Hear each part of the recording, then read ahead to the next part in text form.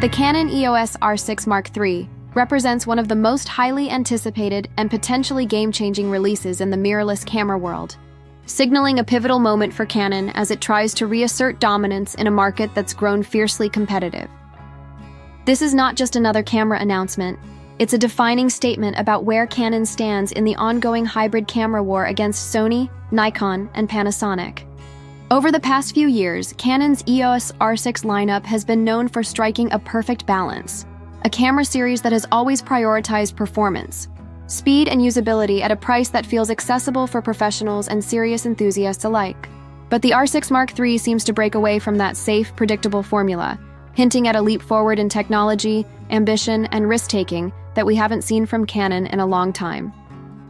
The whispers surrounding its features, from a rumored 30 to 32 megapixel full-frame CMOS sensor possibly derived from the upcoming Cinema EOS C50, to the inclusion of advanced video specs like 6K RAW recording at 60 frames per second and 4K at 120 FPS, have fueled massive buzz across photography and filmmaking communities.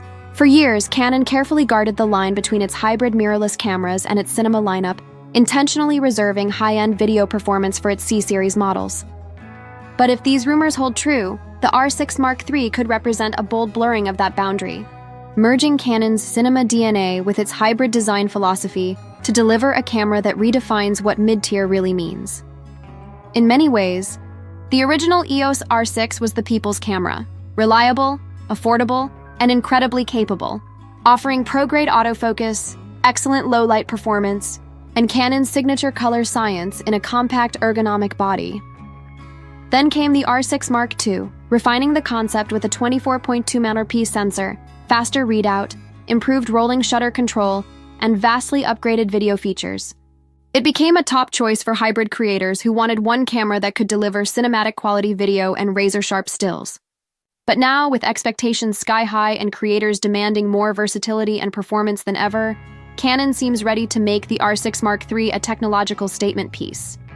If the rumored dual Digic X processors and Digic accelerator are indeed part of the package, we could be looking at a camera capable of blistering speeds in autofocus, image processing, and subject tracking, something that could even rival Sony's A7V and Nikon's Z6 III in responsiveness. Video performance is clearly where Canon plans to flex its muscle. The inclusion of 6K RAW recording internally at up to 60 FPS would be unprecedented in this class, rivaling far more expensive cinema cameras, while the ability to capture 4K at 120 FPS would unlock cinematic slow motion without sacrificing sharpness or dynamic range.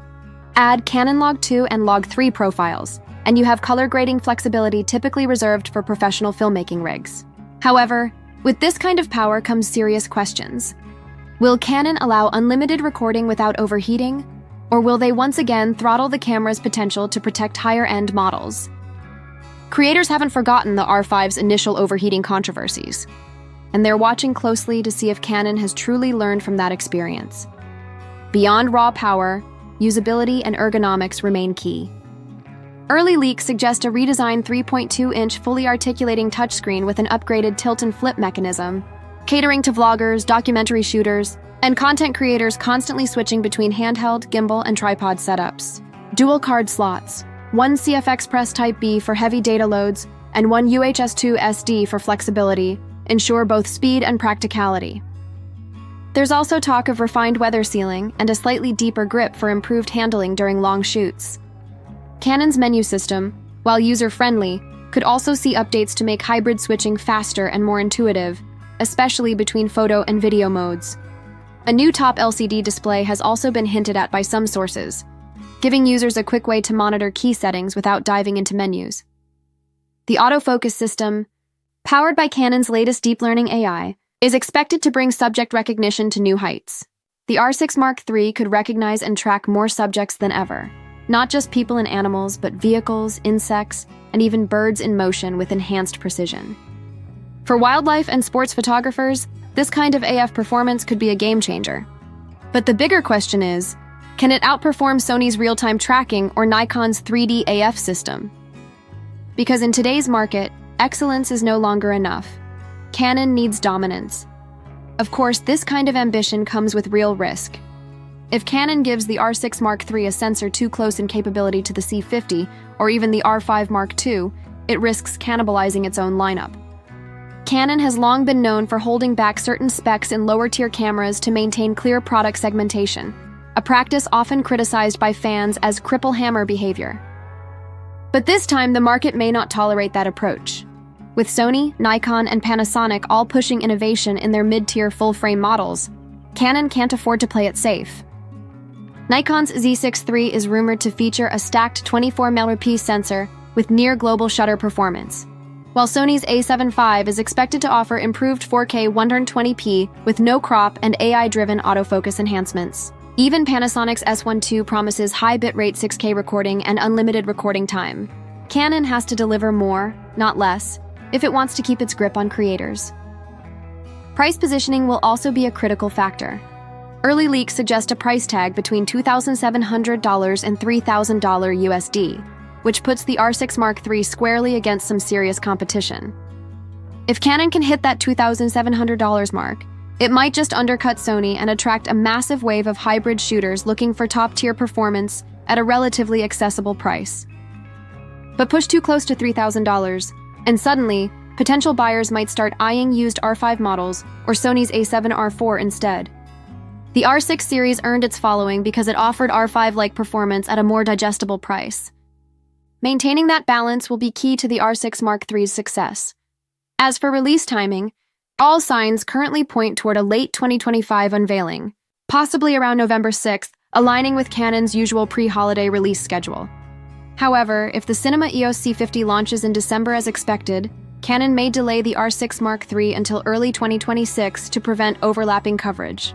Aligning it with major photography events like CP Plus in February 2026 would make strategic sense, giving Canon the stage to fully spotlight the camera's hybrid innovation without diluting its marketing push. When the EOS R6 Mark III finally does hit the market, it won't just be another refresh. It'll be a litmus test for Canon's vision moving forward. The photography world is evolving at breakneck speed, with hybrid creators, vloggers, filmmakers, and content producers demanding one camera that can handle it all. Uncompromised image quality, stunning video capabilities, reliable battery life, and next-level autofocus. If Canon can deliver all that in a package priced under $3,000, the R6 Mark III could dominate YouTube creators, professional filmmakers, and even wedding photographers who need something that blends cinematic output with portability. But if Canon miscalculates, whether by limiting the specs, overpricing the body, or delaying the release, it risks losing ground to competitors who are hungrier and more aggressive than ever. In the end, the Canon EOS R6 Mark III isn't just a camera. It's a statement, a message from Canon that it's ready to embrace innovation and competition head-on, rather than relying on legacy reputation. It's a gamble, yes, but one that could redefine the entire mid-tier full-frame category if executed correctly. A 30-megapixel sensor with 6K RAW, blazing fast autofocus, and professional-grade video tools at this price point would be revolutionary, especially for hybrid creators who refuse to compromise. Canon is standing at a crossroads, and the R6 Mark III might just be the bold step that determines whether it continues to lead the hybrid revolution or fades into safe, predictable mediocrity. Whatever happens next, one thing's certain: all eyes are on Canon this November. So what do you think? Could this be Canon's comeback moment, or will Sony and Nikon once again steal the spotlight? Share your thoughts in the comments, and stay tuned for more updates, hands-on reviews, and comparisons as we inch closer to launch day.